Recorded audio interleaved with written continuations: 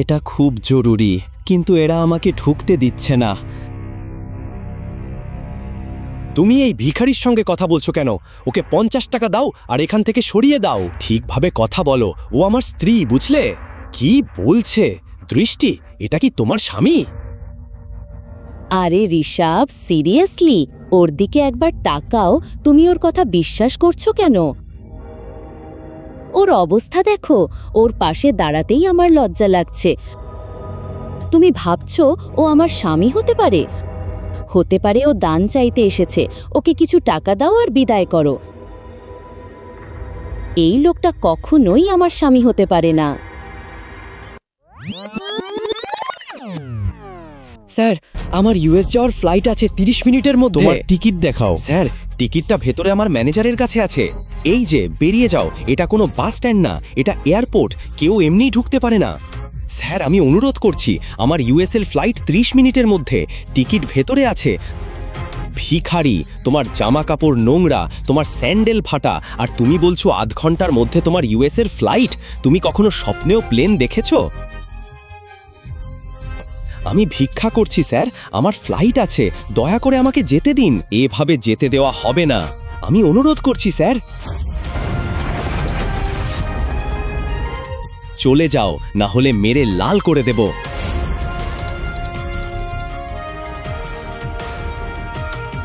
ও hello. ঠিক তখনই শিবমের স্ত্রী দৃষ্টি, যে শহরের সবচেয়ে ধনী পরিবারের মেয়ে, তার স্বামী শিবমকে সিআইএসএফ গার্ডের সামনে কাকুতি মিনতি করতে দেখে। শিবম আর দৃষ্টি কেবল নামমাত্র স্বামী স্ত্রী ছিল। দৃষ্টির দাদু জোর করে তাদের বিয়ে দিয়েছিলেন। তারপর শিবম ওদের বাড়িতে এসে এক প্রকার চাকর ও জামাই হিসাবে থাকতে শুরু করে।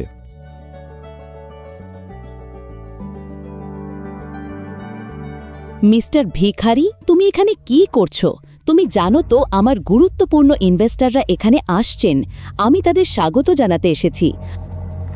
আমি এখানে কোনো নাটক চাই না। তাই তুমি যেটার জন্য এখানে এসেছিলে সব ফেলে দাও এবং এখান থেকে চলে যাও। এটা খুব জরুরি, কিন্তু এরা আমাকে ঢুকতে দিচ্ছে না। দয়া করে আমাকে সাহায্য করো। তুমি এত সাহস কোথা থেকে পেলে? আমাকে ছোঁয়ার কথা কল্পনাও করো না। তোমাকে আমেরিকা যেতে হবে? আমেরিকার বানান বলো একবার। তুমি কি আদৌ আমেরিকার বানান জানো? কে সেই বোকা যে তোমার জন্য আমেরিকার টিকিট বুক করেছে? শিবম, যে একজন সাধারণ ছেলে এবং রাস্তার ধারে খাবার বিক্রি করে, তার সঙ্গে আমেরিকার কি সম্পর্ক? অফিসে যাও। আমি ইনভেস্টরদের নিয়ে অফিসে যাচ্ছি। ওদের জন্য সকালের খাবারটা রেডি করে রেখো। কোনো ঝামেলা করার আগে একবার ভাবো, না হলে দেশ ছাড়ার তো প্রশ্নই ওঠে না। এই শহর আর তোমার ঘর ছাড়ার আগেও 100 বার ভাবতে হবে। আমি তোমার জীবনটা আরও দুর্বিষহ করে তুলব। এটাই আমার শেষ বার্তা। এটা খুব জরুরি। ঠিক তখনই দৃষ্টির বিজনেস পার্টনার ঋষভ তাকে জিজ্ঞেস করল, তুমি এই ভিখারির সঙ্গে কথা বলছো কেন? ওকে 50 টাকা দাও আর এখান থেকে তাড়িয়ে দাও। ঠিকভাবে কথা বলো, ও আমার স্ত্রী, বুঝলে? কি বলছে ও? দৃষ্টি, এটা কি তোমার স্বামী? ঋষভের এই প্রশ্ন শুনে দৃষ্টি কয়েক সেকেন্ডের জন্য চুপ করে যায়, কিন্তু তারপর অনেক সাহস নিয়ে এসে জবাব দেয়, আরে ঋষভ, সত্যি বলছি, ওর দিকে একবার তাকাও। তুমি ওর কথা বিশ্বাস করছো কেন? ওর অবস্থা দেখো, ওর পাশে দাঁড়াতেই আমার লজ্জা লাগছে। তুমি ভাবছো ও আমার স্বামী হতে পারে? হতে পারে ও দান চাইতে এসেছে। ওকে কিছু টাকা দাও আর বিদায় করো। এই লোকটা কখনোই আমার স্বামী হতে পারে না। শিবম প্রথমবার দৃষ্টিকে শহরের হাসপাতালেই দেখেছিল, যখন সে তার মা মৃণালের চিকিৎসার জন্য সেখানে গিয়েছিল। একজন ধনী মেয়ে, যার যা কিছু দরকার সব কিছু আছে, তবুও সে তার সমস্ত বিলাসিতা ছেড়ে প্রতিদিন ক্যান্সার রোগীদের সঙ্গে সময় কাটাত। দৃষ্টি সমস্ত রোগীদের জড়িয়ে ধরত এবং রোগীরাও দৃষ্টিকে ভালোবাসা দিত। তারা আশীর্বাদ দিত তাকে। আর যখন শিবম ওকে দেখেছিল, তখন তার উদারতা ওর হৃদয় ছুঁয়ে গিয়েছিল। সেই মুহূর্তেই শিবম তার হৃদয় দিয়ে ফেলেছিল দৃষ্টিকে। কে জানত, ভাগ্য একদিন সত্যিই তাদের একসাথে নিয়ে আসবে।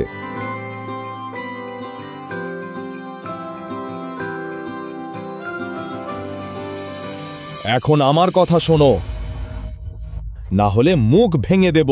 এখান থেকে বেরিয়ে যাও।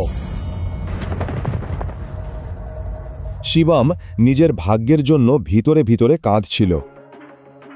ও সেখান থেকে চলে যেতে যাচ্ছিল, ঠিক তখনই একটি কালো গাড়ি এয়ারপোর্টে এসে দাঁড়ায়, যেখান থেকে শহরের সবচেয়ে বড় ব্যবসায়ী নিতিন রায়জাদা বেরিয়ে আসেন।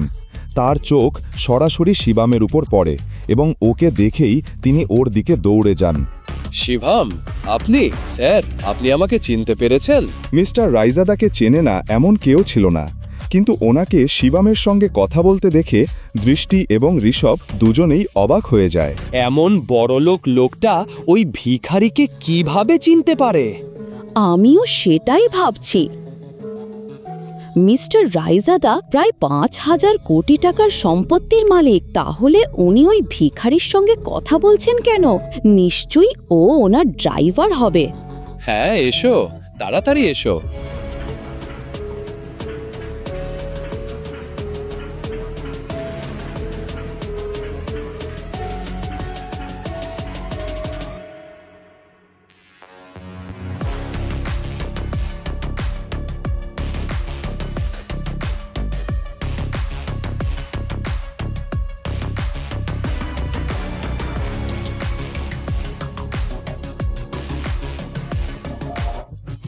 ও তো মিস্টার রায়জাদার সামনে ভিক্ষা করছিল এয়ারপোর্টে ঢোকার জন্য, পরে ভেতরে গিয়ে না জানি কি করবে।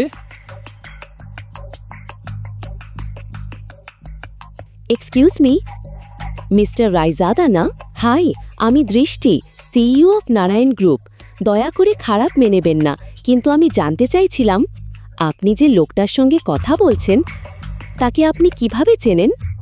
ওকে দেখে তো একেবারে ভিখারি মনে হচ্ছে। আপনি ওকে কিভাবে চেনেন? আপনি বলছেন মিস্টার শিবম? আপনি কি মজা করছেন? আপনি মিস্টার শিবমকে ভিখারি বলছেন? মনে হচ্ছে আপনি মার্কেটে নতুন ম্যাডাম, না হলে এমন বাজে কথা বলতেন না।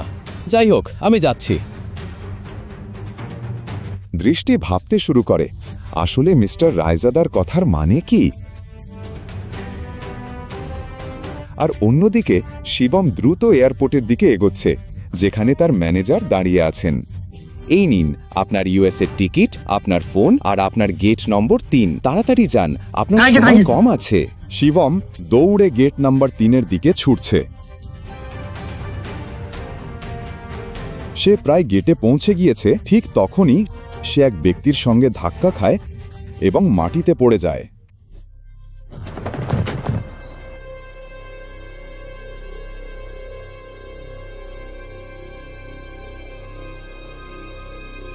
স্যার, আপনি ঠিক আছেন? তুমি কি অন্ধ?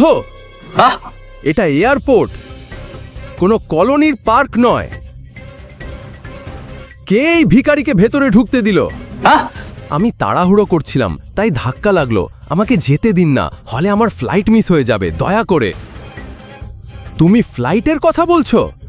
আমি তোমাকে এয়ারপোর্টে 2 মিনিটও দাঁড়াতে দেব না, বুঝলে? তুমি জানো না কার সঙ্গে ধাক্কা খেয়েছো? তুমি আমার বসের সঙ্গে ধাক্কা খেয়েছো। তুমি জানো না উনি কে? উনি প্রাইম এয়ারলাইন্সের মালিক। আমার ফ্লাইট প্রাইম এয়ারলাইন্সের। দয়া করে আমি ক্ষমা চাচ্ছি, এখন ছেড়ে দিন, এটা জরুরি। তোমার জরুরি দরকার আছে? দয়া করে আমাকে যেতে দিন। Ticket ticket. এই, আমি দেখব কিভাবে তোমার মতো ভিখারি আমার এয়ারলাইনের ফ্লাইটে ওঠে, বুঝলে? Ticket ticket. এর টিকিট ছিঁড়ে ফেলো। টিকিট। এই, আমাকে ছেড়ে দিন। নিচু হয়ে দাঁড়াও, সেখানেই থাকো। নিচু হয়ে দাঁড়াও, সেখানেই থাকো। এর টিকিট ছিঁড়ে ফেলো।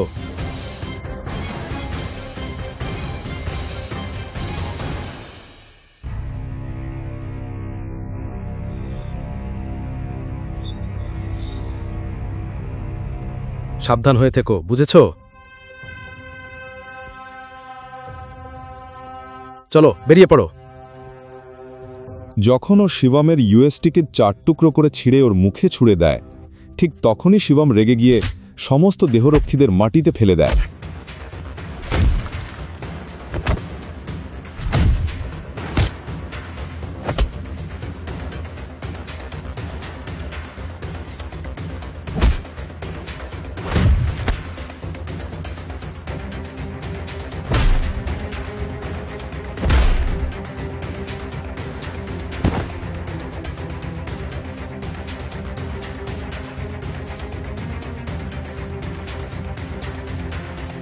এত সাহস তোদের? কে তোর আমার টিকিট ছিঁড়ে ফেলার? শুধু একটা এয়ারলাইনের মালিক হয়ে নিজেকে রাজা ভাবছিস? আগামী 10 মিনিটে আমি তোকে শেষ করে দেব, বুঝেছিস?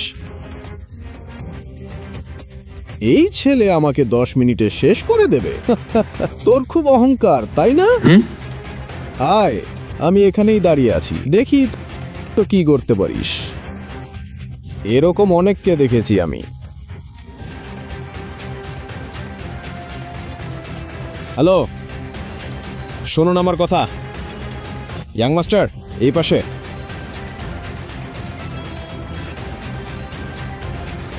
প্রিয় যাত্রীরা, আপনাদের জানানো যাচ্ছে প্রাইম এয়ারলাইনের পরিষেবা সাময়িকভাবে স্থগিত করা হয়েছে। আমরা এই অসুবিধার জন্য আন্তরিকভাবে দুঃখিত। সমস্ত যাত্রীদের অনুরোধ করা হচ্ছে আমাদের অফিসিয়াল ওয়েবসাইট অথবা হেল্পলাইনে যোগাযোগ করে তথ্য সংগ্রহ করুন। অথরিটি, আমার অনুমতি ছাড়া, কোনো নোটিশ ছাড়াই এই ঘোষণা কেন হচ্ছে? স্যার, ওপর থেকে তৎক্ষণাৎ নির্দেশ এসেছে। নির্দেশ? আপনার লাইসেন্স বাতিল করার। কি বলছো? প্রাইম এয়ারলাইন্স এখন ব্যান হয়েছে। আপনি যদি কিছু বলতে চান পরে বলবেন। হ্যালো, আমাদের হ্যালো। অফিসিয়াল ওয়েবসাইট অথবা হেল্পলাইনে যোগাযোগ করে তথ্য সংগ্রহ করুন। আমি তো বলেছিলাম 10 মিনিটের মধ্যে তোমাকে শেষ করে দেব। প্রিয় যাত্রীরা, তোমার এয়ারলাইন ব্যান করিয়ে দেব। তোমাকে রাস্তায় নিয়ে আসব। তুমি একজন সাধারণ মানুষ, তুমি কিভাবে এটা করতে পারো? আমি কোটিপতি মানুষ, আমার এয়ারলাইন ব্যান করতে হলে প্রধানমন্ত্রীকেও অর্ডার পাঠাতে হয়। তথ্য সংগ্রহ করুন।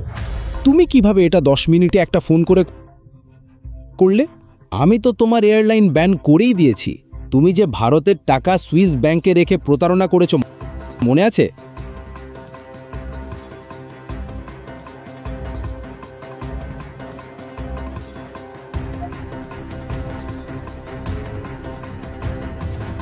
এই মুহূর্তে তোমাকে জেলে পাঠাতে পারি, কিন্তু আমার জরুরি কাজ আছে, তাই ছেড়ে দিচ্ছি। না হলে তোমার হাতেই একটা ভিক্ষার থালা দিতাম আর তোমাকেই ভিক্ষা করতে বাধ্য করতাম।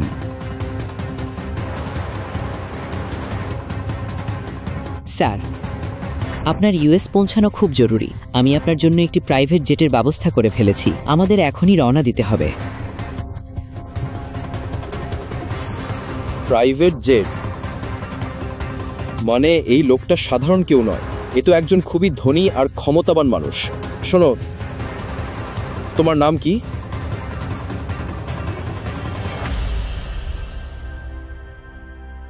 তোমার নাম কি? সরি স্যার, সরি, আমাকে মাফ করে দিন স্যার, ক্ষমা চাচ্ছি। যদি আগে জানতাম স্যার, তাহলে আমি নিজেই আপনার জন্য জেটের ব্যবস্থা করতাম। দয়া করে মাফ করে দিন স্যার, আমি আর কোনোদিন এমন ভুল করব না, আমি আর কোনোদিন এমন ভুল করব না। এখন তো তোমার এয়ারলাইনই নেই, তুমি ভুলটাই বা কিভাবে করবে? কে এই ইয়াং মাস্টার, যিনি শহরের সবথেকে ধনী মানুষকেও মাথা নিচু করতে বাধ্য করলেন? কি তার আসল পরিচয়? সুপ্রভাত স্যার। সুপ্রভাত। স্যার, ব্যাগটা ঠিক আছে, স্যার প্লিজ দিন, আমি রেখে দিচ্ছি। ধন্যবাদ।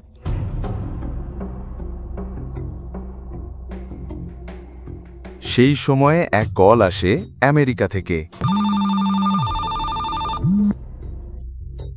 হ্যালো শিবম স্যার, এখন আপনার আর ইউএস আসার দরকার নেই। আমরা একজন ডোনার পেয়েছি এবং বিগ স্যার এখন বিপদের বাইরে।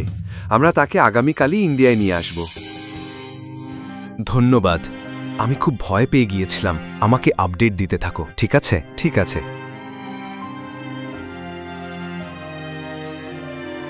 শিবম কোনো দুশ্চিন্তা ছাড়াই এয়ারপোর্ট থেকে বেরিয়ে এলো। সরাসরি তার শ্বশুরবাড়ি অর্থাৎ নারাং ম্যানশনে চলে গেল।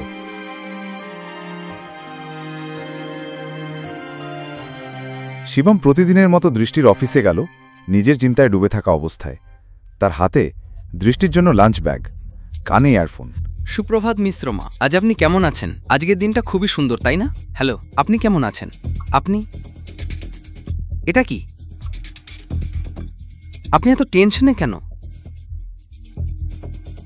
আপনি সারাক্ষণই চাকরের মতো কাজ করে যাবেন নাকি একটু নিউজটাও দেখবেন? আপনি এত বড় ব্যবসায়ীর জামাই, অথচ ব্যবসা সম্পর্কে কিছুই জানেন না। কি হয়েছে যেটা আমি জানি না? নিউজটা দেখুন। সরকারি টেন্ডার না পাওয়ার কারণে নারাং ইন্ডাস্ট্রিজ বড় ধাক্কায় পড়েছে। নারাং ইন্ডাস্ট্রিজ ভেন্টিলেটরে চলছিল। এই 200 কোটির সরকারি টেন্ডার থেকে অনেক আশা ছিল, কিন্তু এই টেন্ডার পেয়ে গেছে কাপুর ইন্ডাস্ট্রিজ। দৃষ্টি কিভাবে বাঁচাবে নারাং ইন্ডাস্ট্রিজ এবং তার পড়তে থাকা শেয়ার? ঋষভ ছিল দৃষ্টির বিজনেস পার্টনার, যদিও সে দৃষ্টির জীবনসঙ্গী হতে চেয়েছিল, কিন্তু দৃষ্টির দাদু তাকে জোর করে বিয়ে দিয়ে গেলেন এক গরিব রাস্তার ছেলের সঙ্গে, শিবমের সঙ্গে, যে রাস্তার পাশে কুলচা বিক্রি করত। আর তারপর দৃষ্টির দাদু মারা গেলেন। ব্যবসা বাঁচাতে দৃষ্টির বাবা অখিল নারাং অনেক চেষ্টা করেছিলেন, কিন্তু তিনি কোম্পানিকে সামলাতে পারেননি।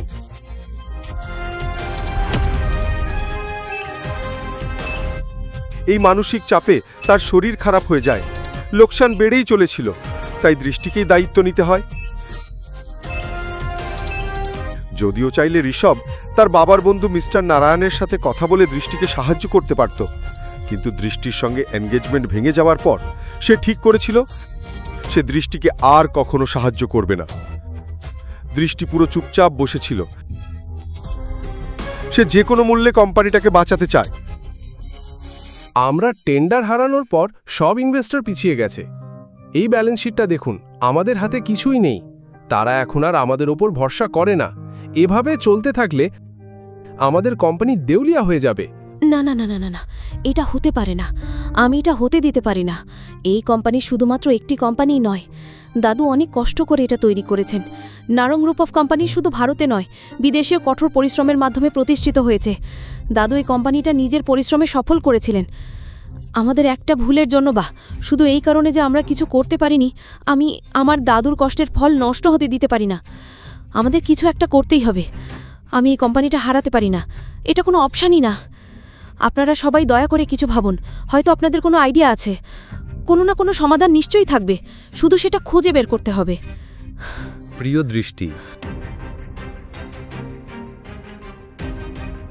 তোমার দাদুর সময় থেকেই আমাদের কিছু বিশ্বস্ত ব্যবসায়িক সঙ্গী ছিল, যাদের সঙ্গে আমরা বহুদিন ধরে ব্যবসা করতাম, কিন্তু তার মৃত্যুর পর এবং ঋষভের নির্দেশে আমরা তাদের সঙ্গে লেনদেন বন্ধ করে দিয়েছিলাম। তুমি যদি বলো, আমি তাদের সঙ্গে মার্জারের ব্যাপারে কথা বলতে পারি। না রাজা কাকা, এটা কোনো অপশন নয়। আর যেভাবে আজকের খবর বেরিয়েছে তাতে আমি মনে করি না কেউ আমাদের সাহায্য করতে পারবে। মোহিত, অন্য কোনো অপশন দেখি আমরা। এদিকে দেখি আমরা আর কি করতে পারি। রাজা মাউলি ওরফে রাজা কাকা ছিলেন দৃষ্টির দাদুর পুরনো বিশ্বস্ত লোক, কিন্তু এখন তিনি কেবল নামমাত্র কোম্পানির অ্যাডভাইজার। নারাং ইন্ডাস্ট্রিজ এবং তার পড়ে যাওয়া শেয়ার। হ্যালো, হ্যাঁ ম্যাম, আমি ফাইলগুলো নিয়ে আসছি। আমাদের বিশেষজ্ঞদের থেকে আমরা জানব নারাং ইন্ডাস্ট্রিজের ভবিষ্যৎ কি, কিভাবে দৃষ্টি বাঁচাবে নারাং ইন্ডাস্ট্রিজ এবং তার পড়ে যাওয়া শেয়ার। ভিশন।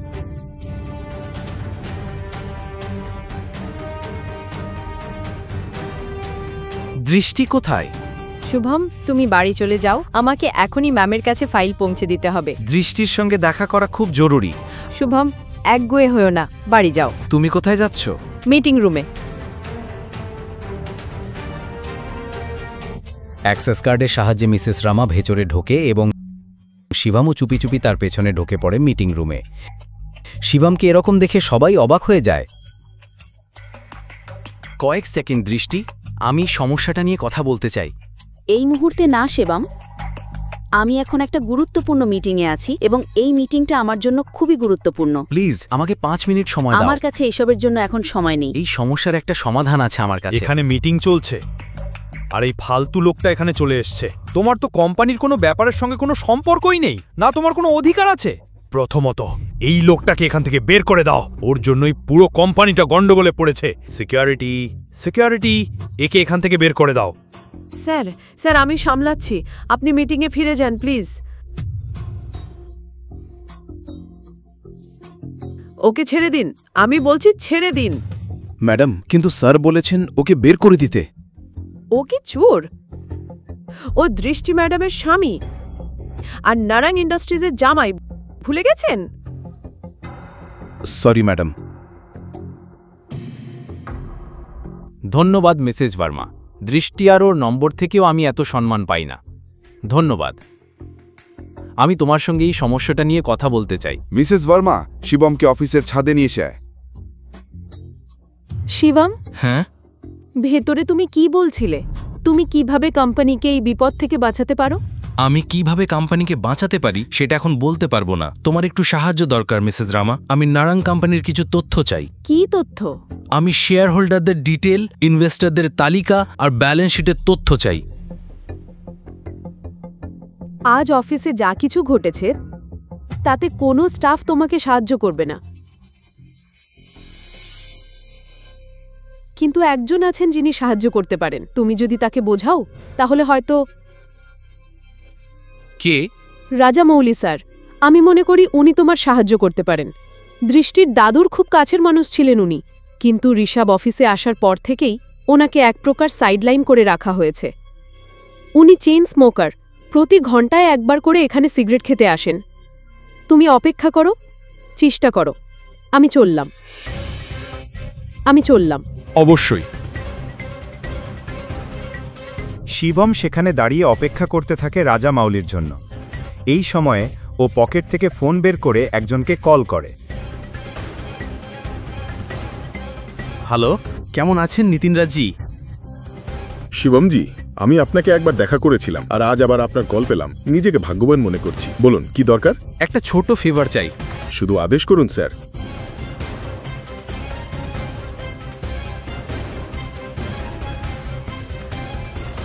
ডিটেলটা তাড়াতাড়ি দিন আর কল ব্যাক করুন। ওকে, বাই।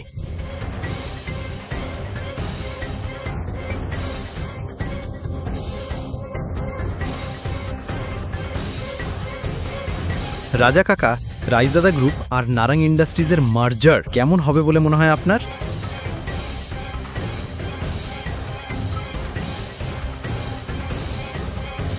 রায়জাদা, ওদের কথা তুমি কিভাবে জানলে? ওরা আমাদের পুরনো ব্যবসায়িক পার্টনার ছিল। শিবম, তুমি ওদের সম্পর্কে কি জানো? এরপর শিবম এমন কিছু বলল রাজা কাটাকে, যেটা শুনে উনি চমকে উঠলেন। উনি সিগারেট ফেলে দিয়ে শিবমকে নিয়ে গেলেন কনফারেন্স রুমে।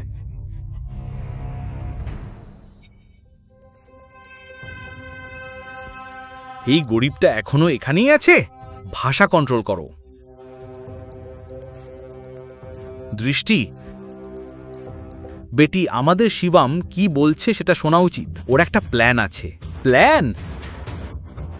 রাস্তার ছেলে। আমি এই কোম্পানিতে তোমার চেয়েও বেশি বছর কাজ করেছি। এই কথোপকথনের মাঝে দৃষ্টি গভীর চিন্তায় পড়ে যায়। তার মনে পড়ে যায় দাদুর বলা একটা কথা, দৃষ্টি বেটা, শিবম তোমার জন্য একজন ভালো জীবনসঙ্গী। আর একটা কথা মনে রেখো, যখনই তুমি বা নারাং ইন্ডাস্ট্রিজ সমস্যায় পড়বে, শুধুমাত্র শিবমই তোমাকে তা থেকে উদ্ধার করবে। তুমি কি বলতে চাইছো? যথেষ্ট হয়েছে। সবাই চুপ করুন প্লিজ। ঋষভ, তুমিও। এবং ভুলে যেও না, আমি এখনো এই কোম্পানির বস। ডিসিশন মেকিং পাওয়ার এখনো আমার হাতেই আছে। যা কিছু হবে সেটা আমার সিদ্ধান্তেই হবে। শিবম, তুমি বলো, তুমি কি বলতে চাও? আসো শিবম, এখানে বসো। প্রথমে আমি কোম্পানির শেয়ার হোল্ডার আর ইনভেস্টরদের ডিটেলস চাই। তারপর ব্যালেন্স শিট দেখতে হবে। তারপরেই আমি কিছু বলতে পারবো। দৃষ্টি, এটা তো একটু বেশি হয়ে যাচ্ছে। এভাবে আমরা যাকে তাকে আমাদের কোম্পানির ডিটেলস দিতে পারি না। ওকে, ল্যাপটপটা দাও প্লিজ। এটা নাও। দৃষ্টি, ইউ কান্ট। ঋষভ, ভুলে যেও না, তুমি তোমার বসের স্বামীর সঙ্গে কথা বলছো। পরের বার আদব কায়দা রেখে কথা বলো। 2 বছরে প্রথমবার শিবম দেখল দৃষ্টি ওর জন্য লড়ছে। এই কথা শুনে তার ভিতর গর্বে বুক ভরে গেল। শিবম, তুমি চালিয়ে যাও।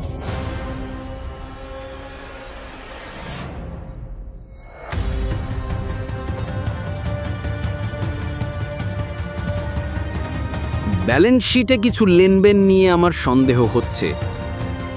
যেভাবে ইনভেস্টররা কোম্পানি ছেড়ে চলে যাচ্ছে তার একটা প্যাটার্ন আছে। এখানে নিশ্চয়ই কোথাও সমস্যা আছে। কি বাজে কথা বলছো তুমি? বাজে কথা বলা বন্ধ করো আর বলো শেয়ার পড়া কিভাবে থামানো যাবে। আমাদের কোম্পানির সব শেয়ার ব্যাক করে নিতে হবে। সিম্পল। বাহ, দারুণ। নতুন আইডিয়া নাকি? মোহিত চুপ কর। তুমি কি ভাবো আমরা কোনোদিন এটা ভাবিনি? শান্ত হও শিবম, আমাদের কাছে ফান্ড কোথায়? আমাকে 1 মিনিট দাও, শুধু 1 মিনিট ব্যাস। এটা বলেই শিবম ফোন থেকে একটা নাম্বার ডায়াল করে, আর তারপর ফোনে যা বলল সেটা শুনে সবাই স্তব্ধ হয়ে গেল। ঋষভ আর মোহিতের চোখ কপালে। ভালো করে শুনুন আমার কথা। প্রথমত, রায়জাদা থেকে নারাং ইন্ডাস্ট্রিজের সঙ্গে সঙ্গে 500 কোটি ট্রান্সফার করুন। দ্বিতীয়ত, রায়জাদা গ্রুপ আর নারাং ইন্ডাস্ট্রিজের মধ্যে মার্জারের ঘোষণা দিন। আর হ্যাঁ, শেষ কথা, কাপুর ইন্ডাস্ট্রিজের সব শেয়ার সঙ্গে সঙ্গে কিনে নিন। দৃষ্টি এত বড় বড় কথা শিবমের মুখে শুনে হতবাক হয়ে যায়। বিশ্বাসই করতে পারছিল না যে তার ঘরোয়া স্বামী নারাং ইন্ডাস্ট্রিজের মতো কোম্পানিকে এত বড় গ্রুপের সঙ্গে মার্জ করে দিয়েছে। শিবম, তুমি কে? ব্রেকিং নিউজ, এই মুহূর্তে বড় খবর আসছে। রায়জাদা গ্রুপ ঘোষণা করেছে ইন্ডাস্ট্রিজের সঙ্গে মার্জার। এই ঘোষণায় নারাং ইন্ডাস্ট্রিজ আবার তলানি থেকে শীর্ষে উঠে এসেছে। নারাং ইন্ডাস্ট্রিজের মতো একটি কোম্পানি রায়জাদা গ্রুপের সঙ্গে যুক্ত হওয়া একটি বড় ব্যাপার, এবং এটা খুবই লাভজনক প্রমাণিত হয়েছে।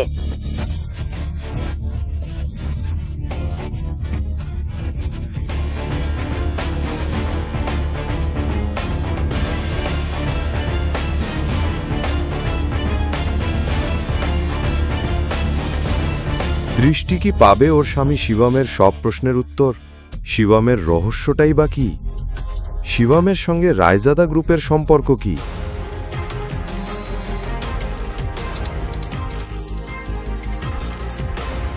একটা টাকার জন্য যিনি হাহাকার করতেন, সেই শিবম কিভাবে দেউলিয়া হয়ে যাওয়া নরং ইন্ডাস্ট্রিজকে আবার 500 কোটি টাকার সংস্থায় পরিণত করল? একজন অমূল্য মানুষ কিভাবে নরং ইন্ডাস্ট্রিজকে রায়জাদা গ্রুপের সঙ্গে মার্জ করালো? নরং ইন্ডাস্ট্রিজ দেউলিয়া হওয়ার পেছনে ঋষভের কোনো ষড়যন্ত্র ছিল কি?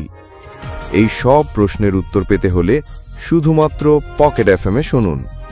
এখনই পকেট এফএম অ্যাপ্লিকেশন ডাউনলোড করুন, লিংক বর্ণনায় দেওয়া আছে।